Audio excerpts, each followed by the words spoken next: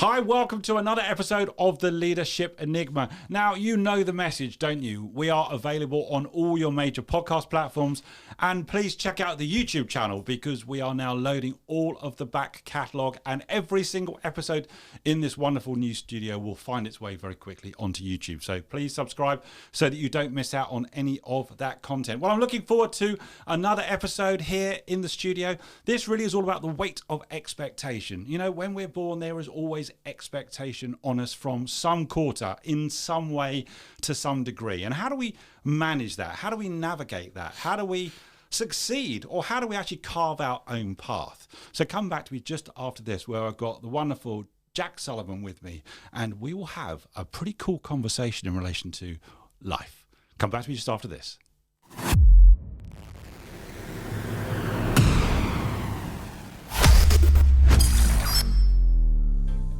You're listening to The Leadership Enigma, powered by Transform Performance International, a podcast for the insatiably curious to explore the power of human-centered leadership to create real momentum for positive and sustainable change.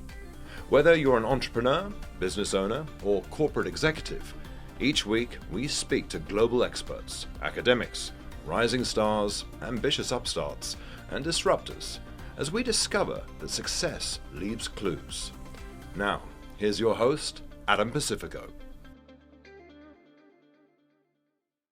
It's a big warm welcome to Jack. Jack, how are you? Welcome to the Leadership Enigma. Yeah, I'm really good. Thank you so much for having me. You know, I keep asking everybody, we're in the new studio. What do you reckon? Because you had a bit of a reaction to the studio. I have to say, I've not done loads of these, but all the ones I have done, this is the best studio I've seen to date or been in to date. Well, that is high praise indeed, actually. I think James will have a smile on his face when he hears that. Listen, Jack, let me kind of ask you this question, because many people may know you, of you, certainly of the family, of your dad, who's the owner of West Ham as well.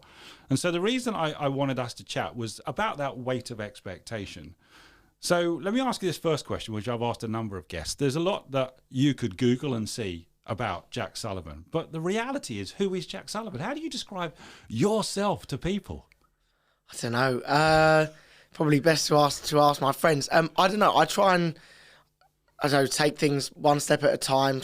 Think I'm quite grounded and know that my dad's always got a saying: you never experience the highs too high and never experience the lows too low, and then just keep moving forward and try and be happy. Be as happy as you can, type thing, and do what makes you happy, really, as well. So that's sort of what I try and live my life by, is try and do what makes me happy, but also to try and help others and to push everything forward, not just me. Well, we'll come on to that as well, won't we, Jack? Because how old are you? I know how old you are, but tell me. I'm 23. You know, I feel so old when you say that, Jack. I really do. So I'm trying not to be too worried about that. So 23 years old. For many people, you might have come to notice actually when you were 19, because when you were 19, you were actually made the managing director of West Ham Ladies. That's right. Younger. Was it younger? Yeah. How old were you? I was 17. 17. Yeah. Let's just put things in context. Just explain at the moment how you're associated with West Ham. I know it's your dad, but just give people that context. Yeah, so about 13 years ago now. Yep. My dad came into like my room at the time and was like, "Hi, I'll see you tomorrow because I'm off to go buy West Ham." So that was like at 10:30 at night. When I was like, 13 or whatever, and then the next day it was all on like Sky Sports News and this, that, and the other. And obviously we've been on a long old journey with West Ham. And then when I was 16, I decided I didn't want to go to university because I thought there's no better university than if I love football and I've got an amazing mentor in my dad. Yeah, I may as well go straight into the business side of things. So I'd worked in every single department at West Ham for a year. And then at the end of that year, I said to my dad, "Look, I'd like to, instead of like being adopted by all these different departments for like a month and then having to go somewhere else, I was like, look, I'd like to have a full-time sort of role where I can wake up every day and I know what I'm doing and almost to progress things on." Wow. At the time, I I've always loved the idea of women's football and to help something grow. I love to help like anything that starts small that can grow very quick. Okay. So I find it like incredibly exciting. Well, let me go backwards to go forwards. There's so many questions already because I love this. So let me get this right. So your dad, David, walks into your room when you were about 30, goes, by the way, I'm going to buy West Ham. Yeah, I was 10. Yeah, 10 or 9. Yeah, okay, so that's interesting. Yeah. Not many people will have that particular conversation. So that's, what was the fascination or the interest, do you know? In West Ham? Yeah, or in football at that time. Yeah, wanted to do that. So my dad's been involved in football for 30 years. So previously was Birmingham. Yeah. He tried to buy West Ham about 20 years ago as well, but wasn't allowed to.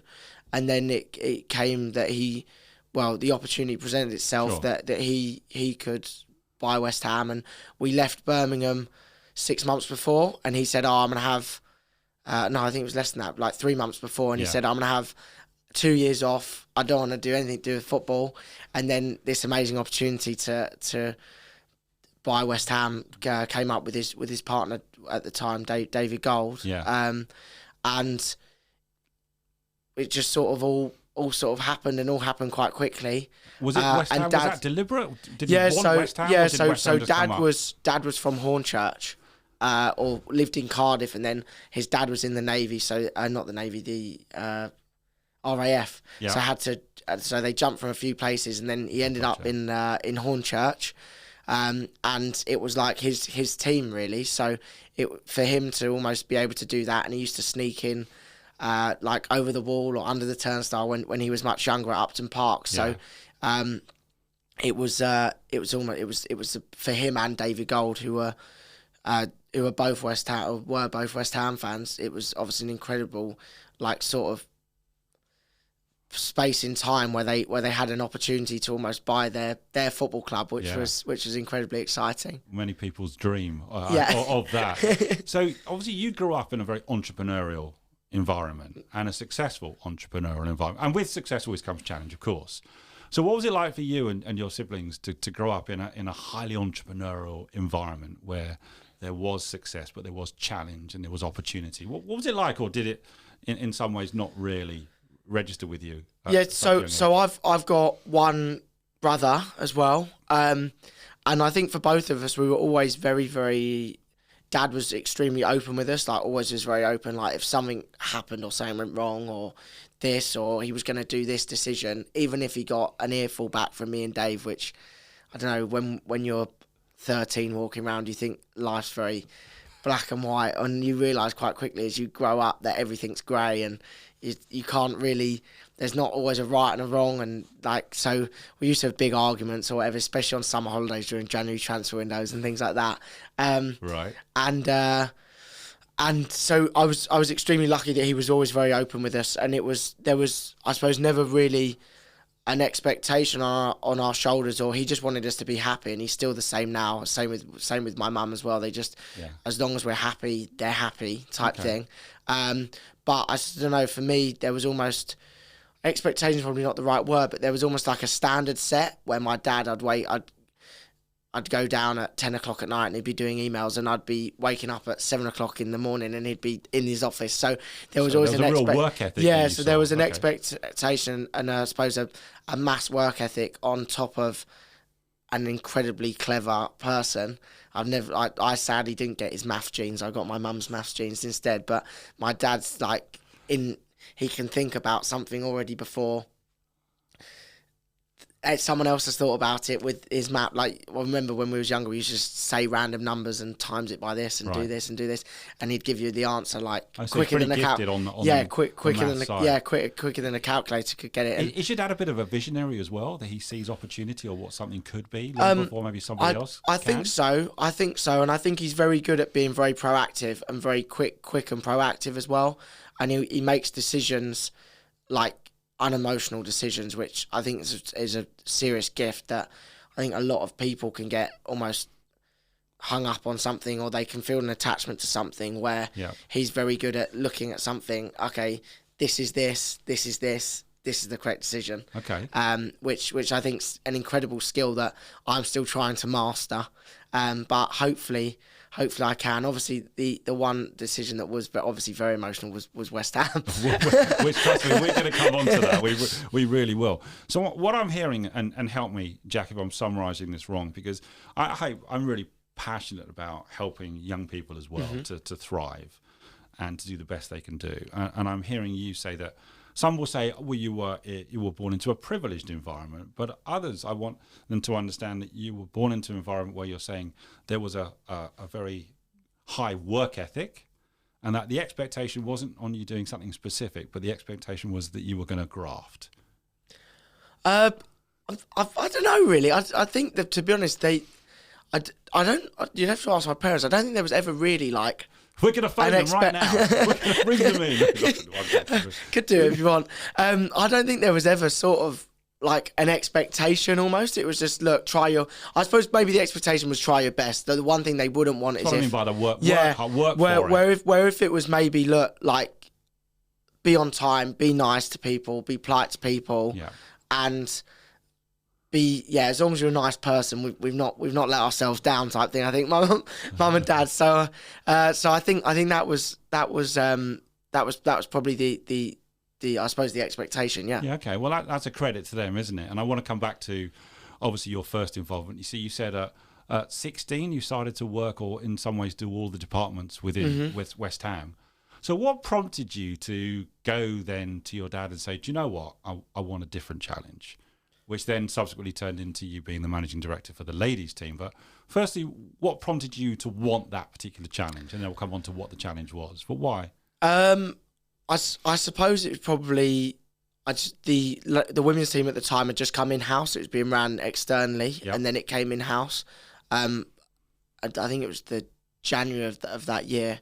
And then by May, I had finished all the departments, and I was sort of like, well, what am I going to do now type thing. And I wanted a challenge type thing where, and then at the time the women's team were semi-professional as well. Right. So it was one of those things where I don't think a lot could go wrong type thing. I don't know.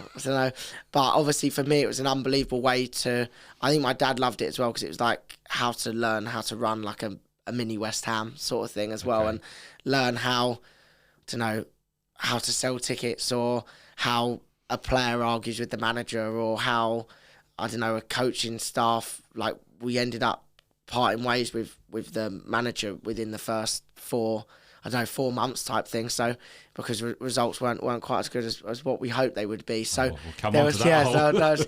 But it's I don't know, it's all of those sorts of things where I think it was almost a perfect fit. Like I love football. I've been around football for 21 years or 23 years, and at the time would have been 17 years. That's your whole life? Yeah, my whole life. And every Saturday I was at the men's game, and every Sunday I'd be at the women's game, and I've seen also with football how things can go super well and how things can go super badly.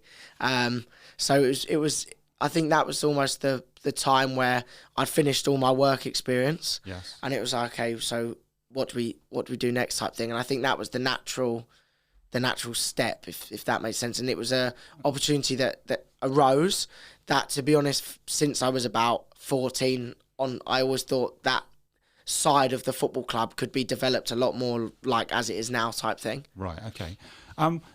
You're still very young. Well, you're young now, Jack, but you're still very young at the time of taking on that particular role. And the women's game was, do I describe it as in its infancy still, but it was very different to now, I think, which is phenomenal, where the WSL is now. So what were some of your greatest challenges with coming into the women's game many years ago? Yeah, so I suppose for me at the time, there was a few challenges. So number one, when I was much younger, used to tweet transfer news. Right. So there was a lot of like West Ham transfer news. So a lot of the West Ham fans knew who I was, and I think a lot of them probably still do think I was like a small 17-year-old at the time. This is what I mean by expectation, though. This is people who don't know you, but can read about you or see you in the media, and therefore there is a viewpoint. How do you combat that, or how do you deal with that? Many people who think they know you, but they have no idea who you are. Let's be honest. I don't know. For me, it's one of those things that, look, if I look back now, I wouldn't have tweeted the transfer news. I don't think. Yeah.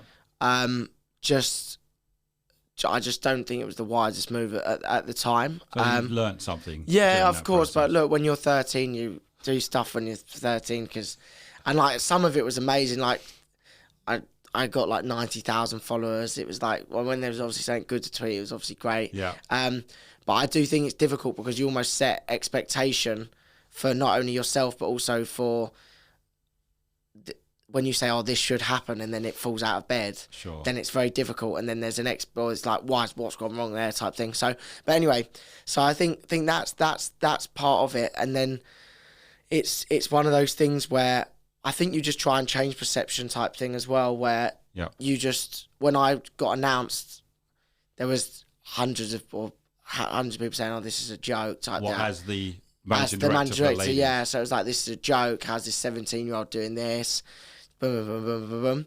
And then I just kept very calm and relaxed and just tried to plod on type thing. I want to talk about this bit, Jack. I'll tell you why. I was really thinking about this because it's very easy, I think, for some people to dismiss this, but I think this is an incredibly high-profile role that is given to you at a very early age. And I'll give you just a very quick experience. I'm 22 years old.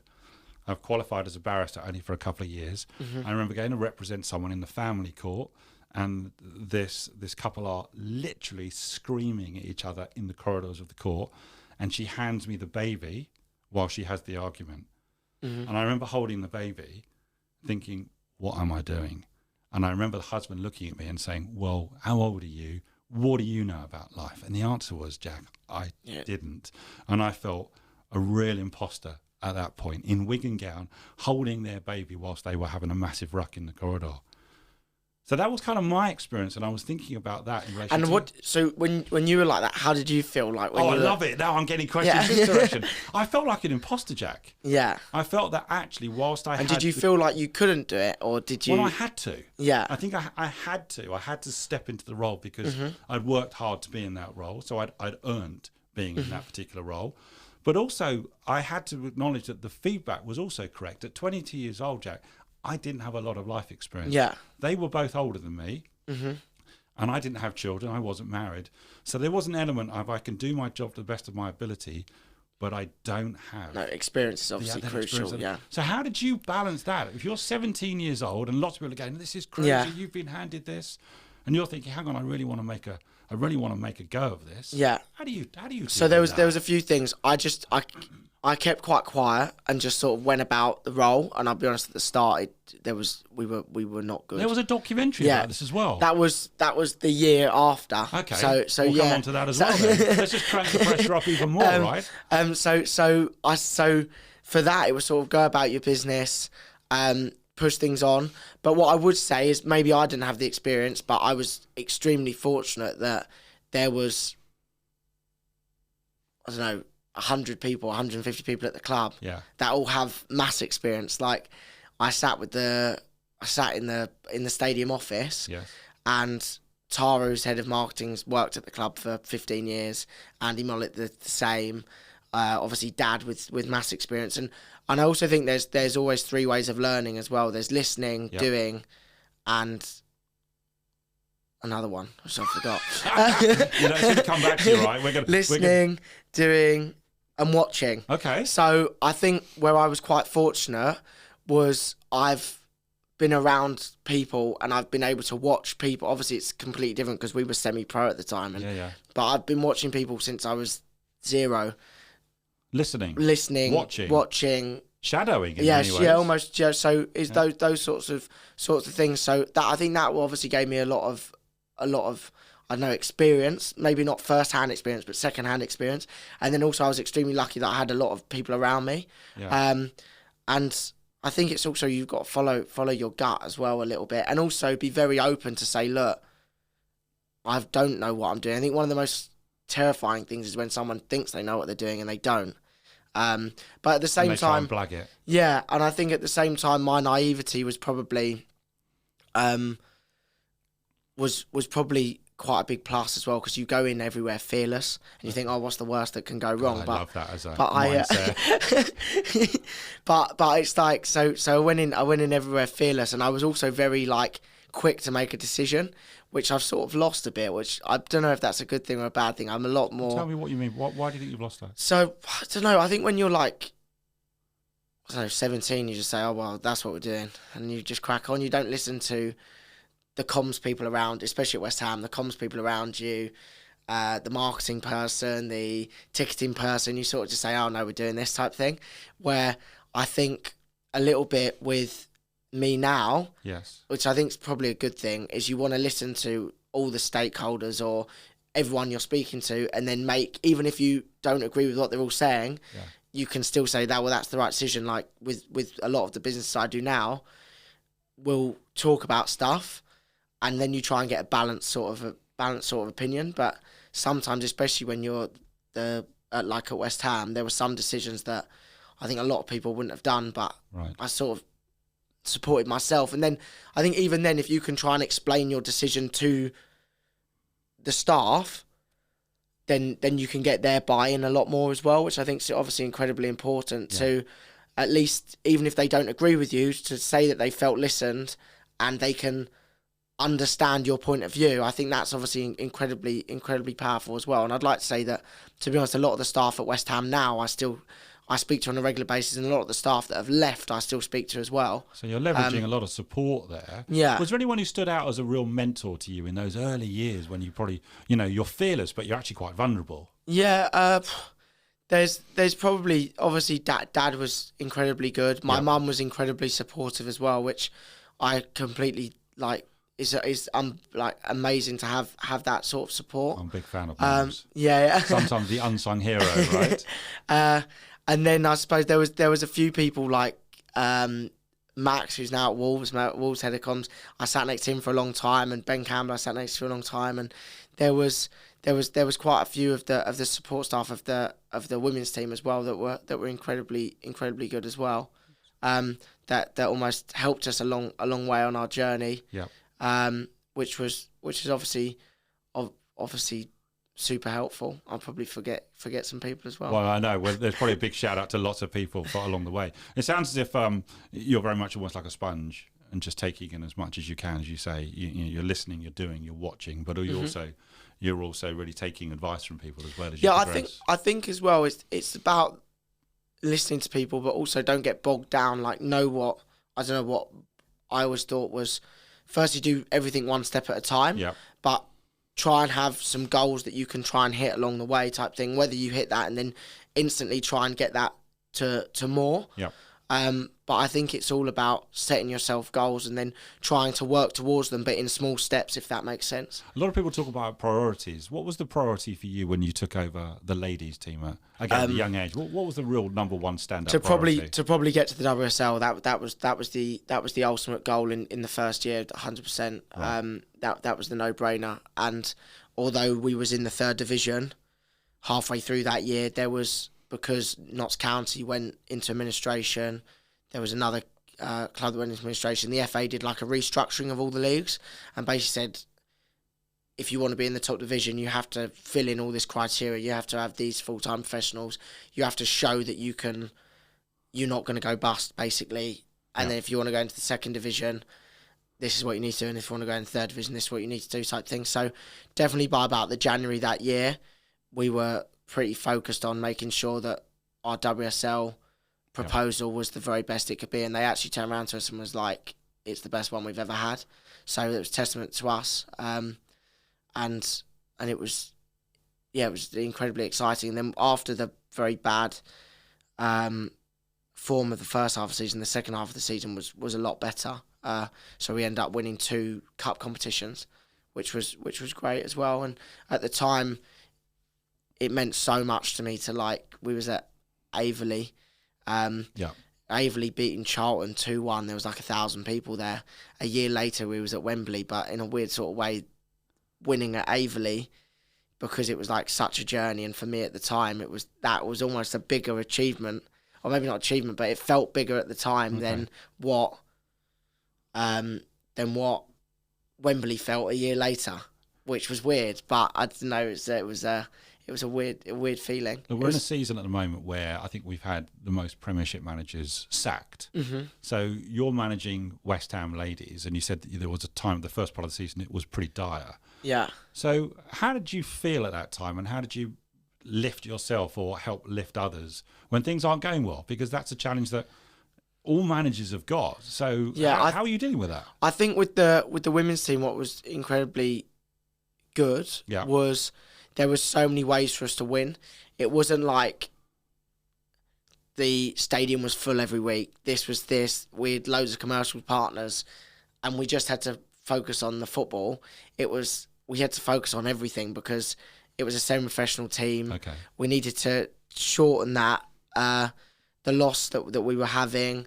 We needed to make sure that the team could then compete and to make sure that all of these things could happen. So I think how I motivated myself was to make sure that we were growing things, to make sure that we were doing our first commercial deal. I remember it now vividly, and they were here and I was printing off the contract and I was running backwards and forwards all around the stadium. And when you talk about not like you at 22 turning up to the courtroom, that was a bit like me on the first day.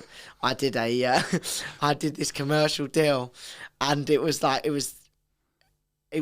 again another big achievement for me, where it was something the first time I've done it, and I almost then could say, okay, I can do this type thing. Yeah. And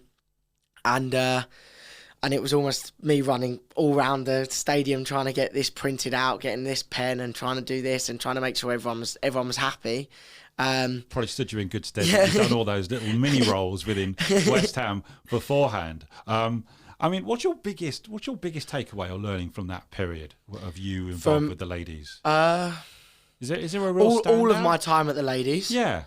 Because let's be honest, it was the pressure was cranked again, because then you had a TV documentary team with you, right? And they were there for a season. So we had 6 weeks to go from semi-professional to professional. We got like a training ground, or like a large part of the training ground was like built. We built it all from scratch. We signed 16 players. We brought in 10 staff. And I think during all of that experience, there was a mixture of, firstly, how are we going to compete? Yeah. Because you're bringing in all these new players, you're bringing in all these new staff, and you think that it's all makes sense in your head, but you're like, at the same time, this could all come back to like explode in our face. We brought in Matt Beard, who's amazing, and I still speak to him now. He's now at Liverpool. And I remember we sat there on the first day against Reading, and we drew 0-0, and it was the biggest relief that I had in our first WSL game. We drew 0-0. It was the most boring game, but it was a massive sense of relief that, okay, we can compete at this level, because you're always worried you're going to lose like 5-0 in the first game, and then it's a bit like, okay. But yeah, no, I think the TV cameras was great, and the big reason we did that was I just wanted to get as much awareness about the team as possible, whether that was to sponsors, whether that was to generate people thinking about women's football and then hopefully thinking about West Ham, whether that was someone who lived opposite where we played and they'd watch us one night on BBC One or on BBC Three and then turn around and say, oh, I'm going to follow them on Instagram, and then in 2 weeks' time they realise we've got a game, and then they come to watch us. So it was all of those sorts of things, and I think the big thing, they will never tell me this, but I'm pretty sure the reason they wanted to film is they thought it could be a car crash. I'm 100%. Must have been the. If they're listening or watching this, if you know the answer to that, what was the real reason behind it? Do you think that documentary and that focus did something for the women's game though? Propel it forward? I think so. Like we were being seen by. Each episode of that was being seen by just under 2 million people. Wow. So I think it's got to have, although I was like David Brent in the first 2 episodes, I think it definitely had an effect, and it probably made people think about women's football. Yes. And that was my whole sort of premise, was to just try and make sure that people talking about women's football or thinking about or looking at women's football, even if it was in a negative light, it was still good that it was being spoken about, type thing. No such thing as bad publicity. Well, I think yes and no, but I think it's obviously, I just thought it was massively important that we were highlighting that this was happening. Yes. And we had, I don't know, 10 internationals from Canada, South Korea, Germany, all these sorts of different sort of countries that were all coming to England playing for West Ham. And then we obviously eventually got to Wembley that season, which was an amazing. You got to a cup final. Yeah, we got to the FA Cup final where there was obviously 42. I think it was 42,000 people were there, which was obviously an incredible achievement for not only me but for everyone at the team, which was a testament to all of the staff and all of the players. It's a big achievement for all, isn't it? And it was also what I thought as well was they all made a ridiculous gamble on me and also the club. So it was nice to turn around and say thank you. So you stepped down for that role, I think, in what year? Remind me. I stood down about 2 years ago. Okay. Yeah. And now you've become a director of the club itself. Yeah. So now the stakes are higher again in some ways. Mm-hmm. I appreciate you're not stood on the sideline perhaps managing now. That's somebody else's responsibility. But how does that feel for you now as a step change? Because now you're part of the men's club, and we're talking now an iconic club, which it is, of course, for so many. It's a religion for many. How does it feel different for you in this role? Yeah, so I'm not as hands-on day to day as what I was obviously before. And it's obviously an incredible privilege, really. And obviously the stakes are, or definitely financially, are all a lot higher as well.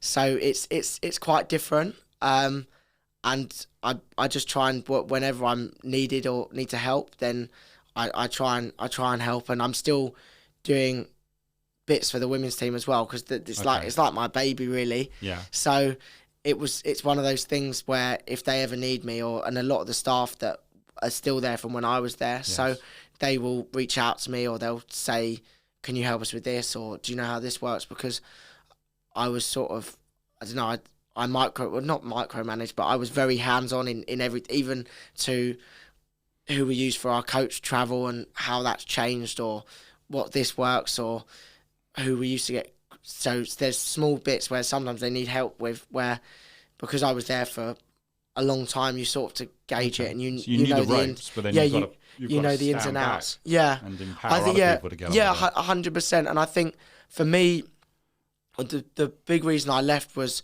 I just felt like it was time for me to move on. We appointed a new manager, and we appointed a new general manager. The general manager was there for probably about a year, and then the manager was there for probably about 3 months before I left. And I just felt that I was 21 at the time, and I felt like it was a perfect time to let everyone else sort of build this thing. I sort of built it. Yeah. How I always describe to everyone is I built the house, and now it probably needed redecorating with fresh ideas, new sound, new voice, and new this.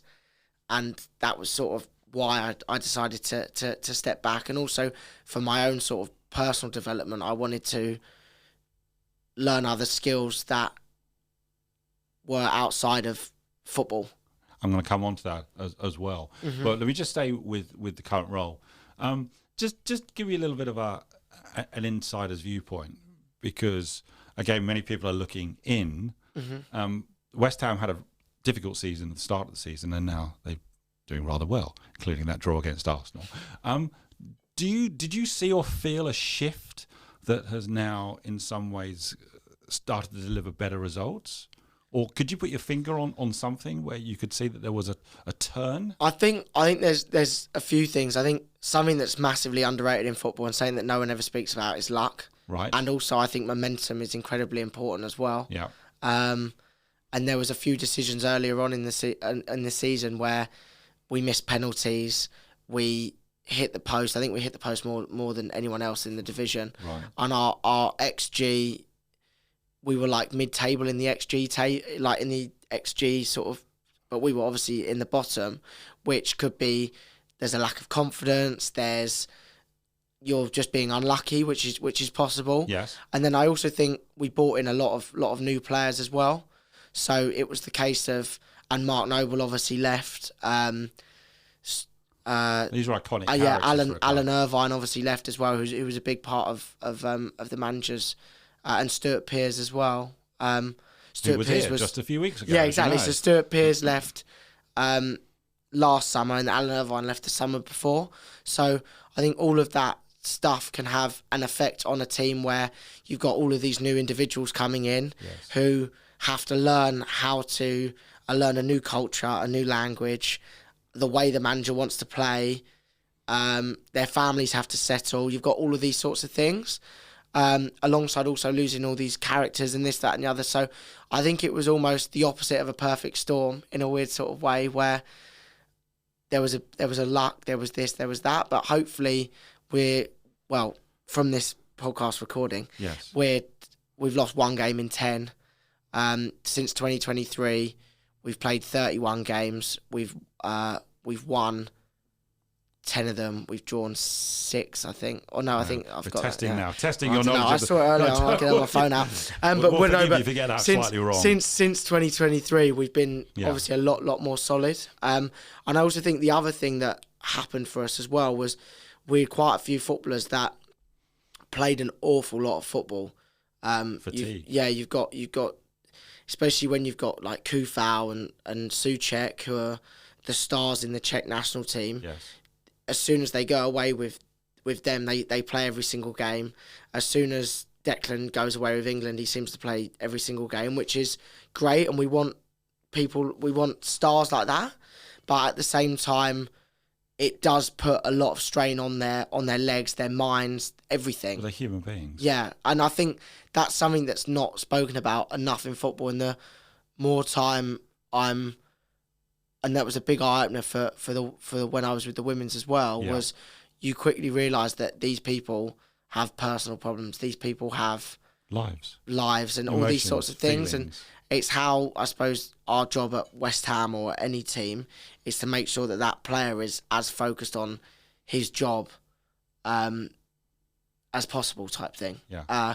And whatever that is, and to support that person with whatever that is, and also to try and bring in the people that we think can best cope with that as well. Because at West Ham, there is a level of expectation, and the fans are, which I think is testament to the club. There is obviously a large expectation that we at least, of achievement. To achieve. So sometimes unrealistic. That's for any club. Maybe I don't know, but we're still in a great opportunity this year to achieve something, and I think we will. Semi-final of Europa. Semi-final of the conference, and hopefully, touch wood, see how we get on.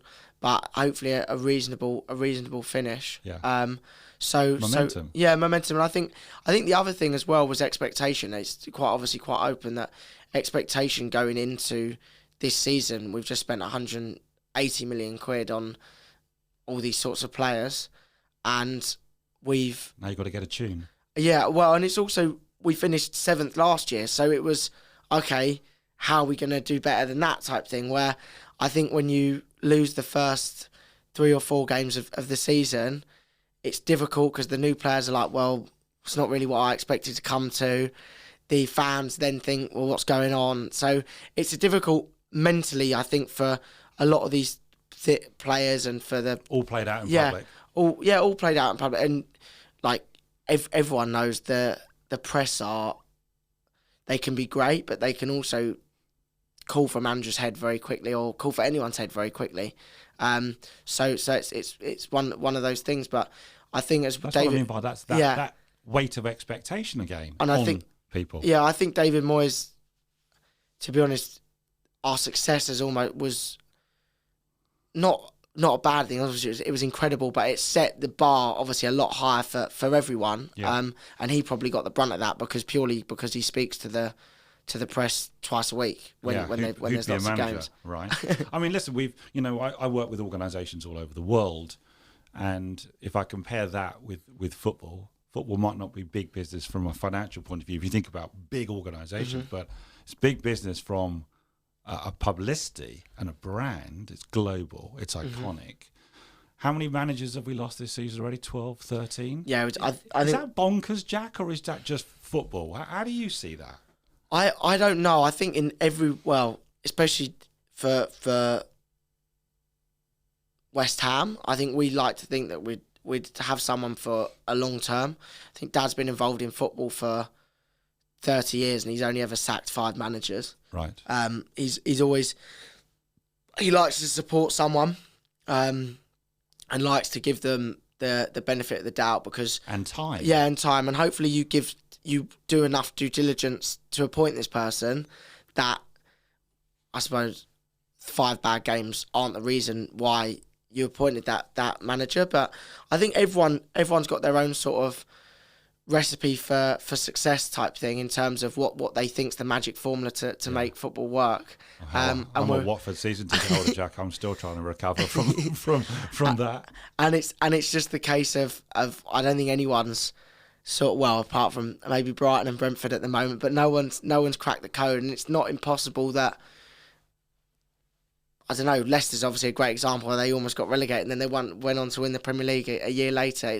It's a game of real fine margins. I think that's why people love it so much. Yeah, mate, it's why it's incredible, and it's why, let's say you buy a machine in a factory for £10 million, you know that machine, unless something catastrophically goes wrong, is going to print X amount of these or make X amount of these things, but you can buy any player for X amount and there's no guarantee that player's going to hit the ground running, and vice versa the other way, where you can bring in a player for £2 million and he can go and be the one of the best players, which I think makes it such an exciting sort of game and makes it so brilliant as well. I think people forget, don't they? I had a guest come on called Nick Jankel. He talked about, a machine or like an aeroplane is complicated, but when you talk about human beings, it's complex. And you're talking about a club which is full of human beings and a team that is full of human beings and a management team that's full of human beings. That is complex. Yeah. And so there are so many things that could go wrong. I think it's very easy, isn't it, for people from the outside looking in to kind of go, well, I expect this.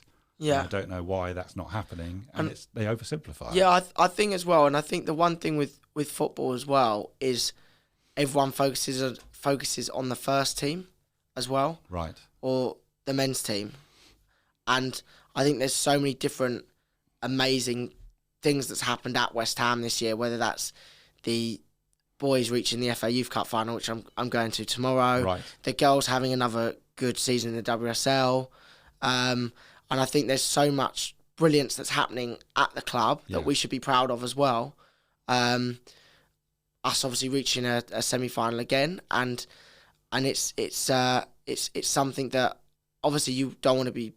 You've got to be very, very focused on the men's first team, but at the same time, you've also got to celebrate the amazing work that all the staff are doing, not just on the football side, but also on a marketing side, on a commercial side.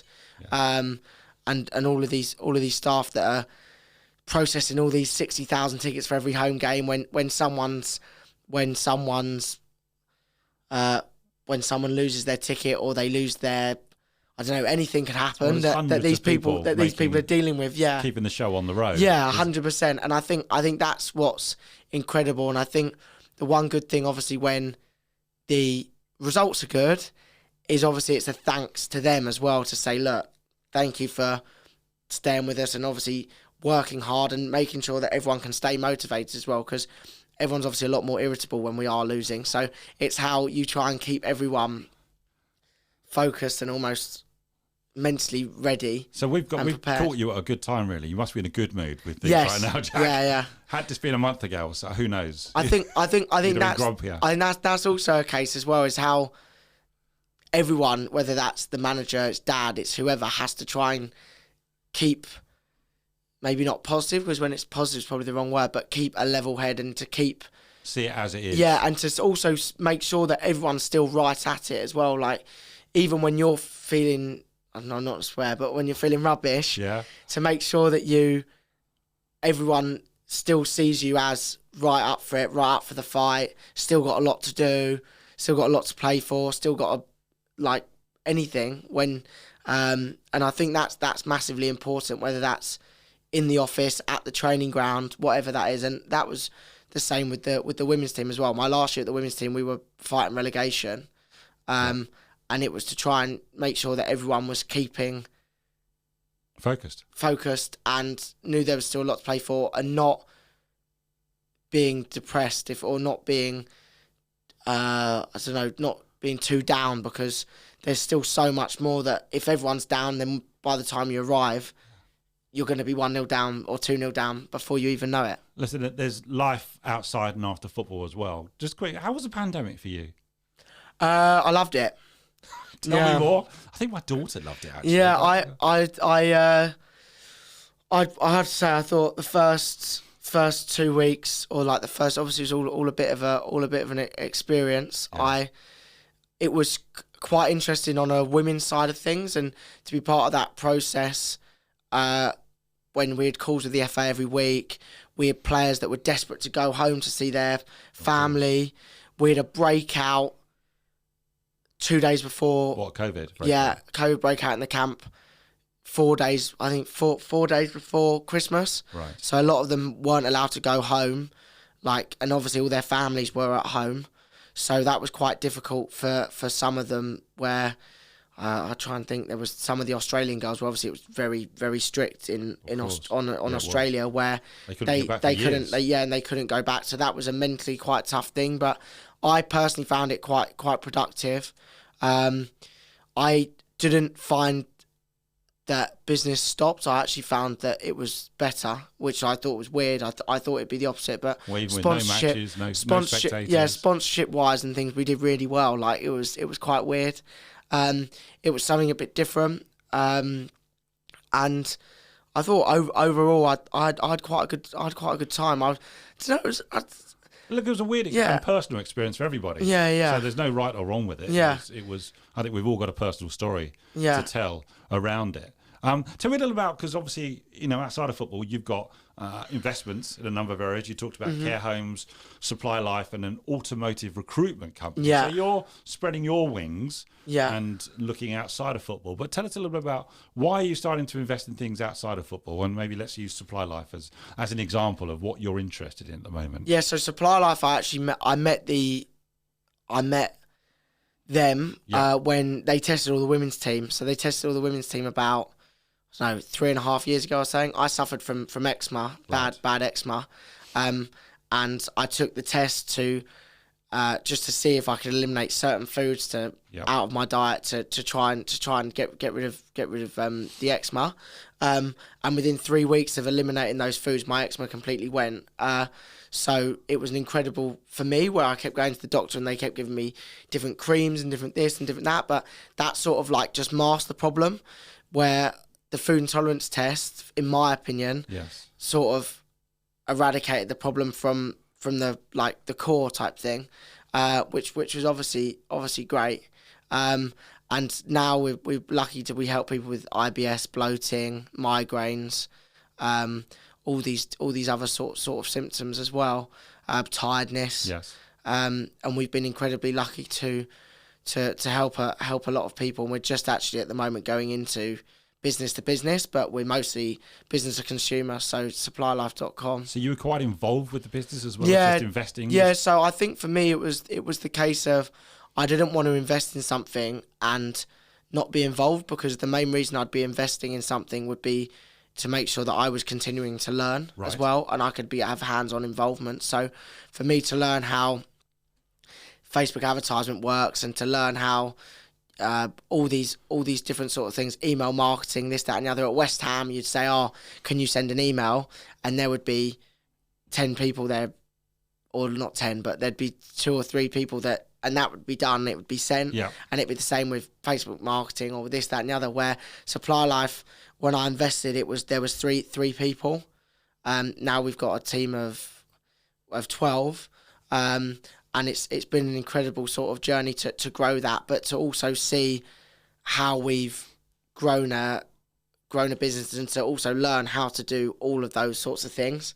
and to see what works, and you think, 100% guaranteed this will work, and it explodes in your face, and then something you think, this probably won't work, but we may as well give it a go, really does work. So it's all about testing and trialing and seeing what can work, and B2B is probably the next place in our journey. Do you think that entrepreneurial spirit comes from you growing up in that environment?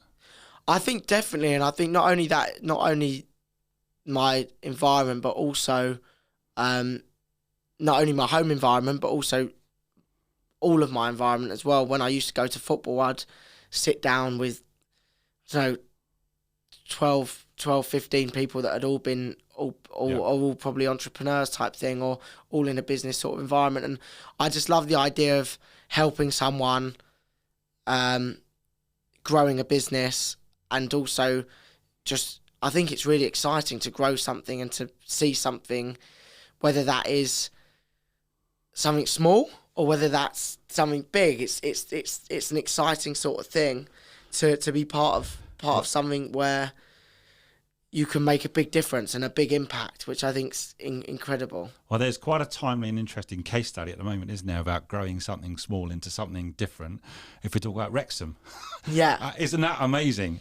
Maybe we have to do a big shout out to Ryan and Rob for what they got involved in 2 years ago. So you've got West Ham, which is a monolithic club, and now Wrexham are coming through the leagues into League Two. What's the view of what they're doing and how they're doing it? Yeah. Do you watch that with interest, and do you think about, that's an interesting experiment going on? Yeah. So look, I find it incredible. I think it shows you how hard football is, where they've tried to get promoted, I think, for the last 15 years. Yeah, 15 years, and also they have with the biggest budget in the National League for the last 2 years, and they failed, and then finally they've done it this year. Yeah.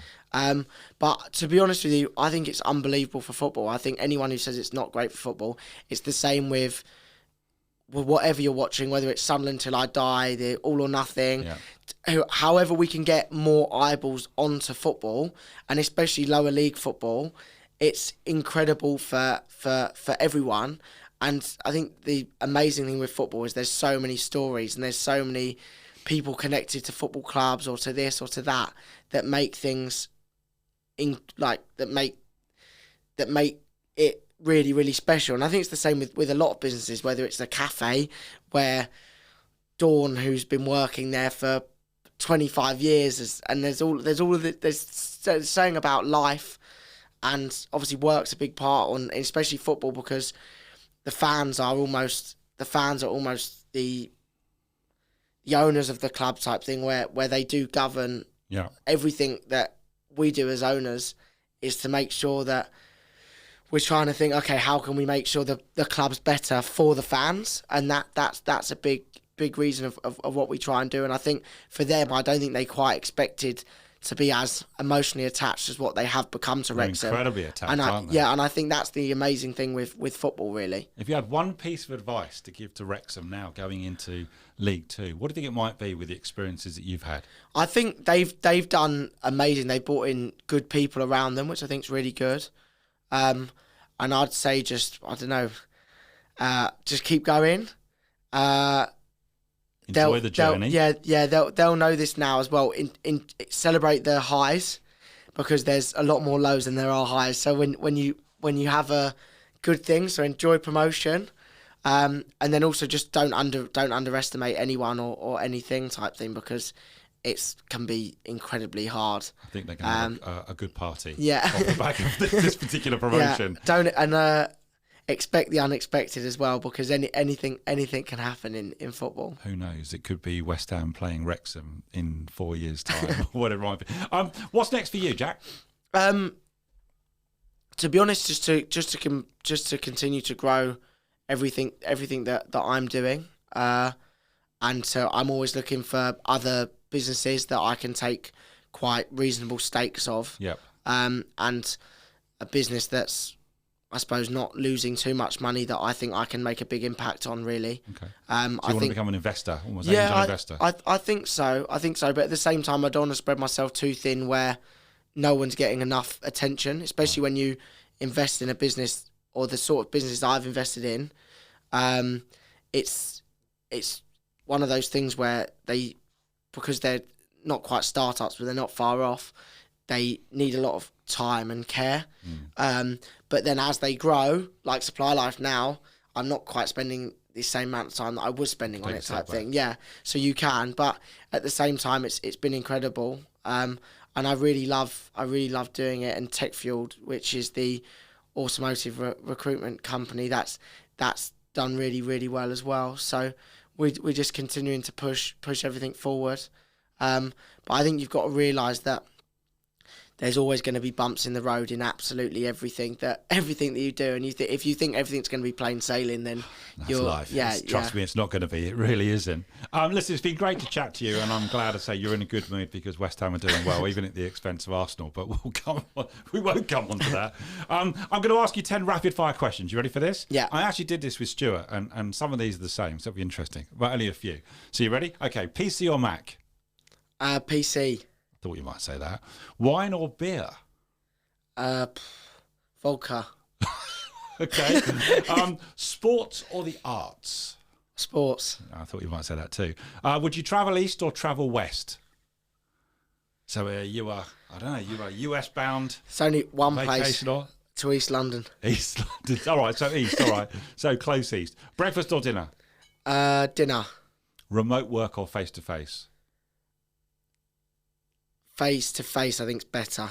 Okay. Let's talk about time travel. Would you go 20 years back or 20 years forward? 20 years back would make you 3, to be fair. But Forward. Forward. All right. Picnic or Actually, no, back. Back. Why? How come you changed your mind? Because I'd figure out what the lottery numbers were, and then I'd go back. I see what you've done there. All right. Picnic or barbecue? Barbecue. All right. Family reunion or friend reunion? Friends. Mum and Dad might be listening to this. Friends. Okay, fine. Friends. Arsenal or Man City for the title? Can't believe I've asked that. I would prefer Arsenal won it. Because I think someone's just groaned actually from the studio. Because I think at the moment Man City are making it all a bit boring for everyone else. It's got to be Arsenal, right? Yeah. And I think it would be good if Arsenal did win it to just shake things up a bit. What do they need to do then on Wednesday when they go to the Etihad? That's probably a decider match. What do you reckon? What are they got I to think do? the one thing they can't do, as they did in the home game against Man City, is there was 1 or 2 individual errors that led to goals, and I think that's one thing they can't do. When you're a youngster, you know what it was like when you were 17 mate, as a manager. How do you not make an error when you're young? It's incredibly hard. Scared? It's incredibly hard, and I be honest with you, I don't envy them. And I think even if Arsenal don't win the league, it's been such an incredible achievement. I think most other years outside the Pep Guardiola and Klopp sort of era, they would have probably have won it. But I think we're extremely lucky that the Premier League's just become by far the best it's ever been in my opinion. Best league in the world, right? Yeah, and I think the best it's ever been as well, because I think the players are fitter, they're technically better. I think absolutely everything, and it's Southampton come to you guys and look at that type thing where I think in years past that might have been obviously a completely different sort of game. Listen, things could be worse, couldn't they? You could be a Spurs fan. I'm so sorry. I've done what I said I wouldn't do. I've turned this into a football pod, so James, forgive me. Listen, Jack, it's been great having you, and have you enjoyed this? Yeah, it's been good. Thanks for having me. It's a pleasure. Listen, hopefully you'll come back to us, but thanks for coming on to the Leadership Enigma. Have it. Thank you. Cheers. Join us again next week for more tips and strategies on the Leadership Enigma. We'd love to hear your comments on today's show, as well as suggestions for future topics and guests. Get in touch with your host on LinkedIn or visit the dedicated website, www.leadersenigma.com, powered by Transform Performance International, where you can access our exclusive learning, including books, videos, bonus content, assessments, and more. Please don't forget to rate, review, and subscribe on all your major podcast platforms. Thanks for listening.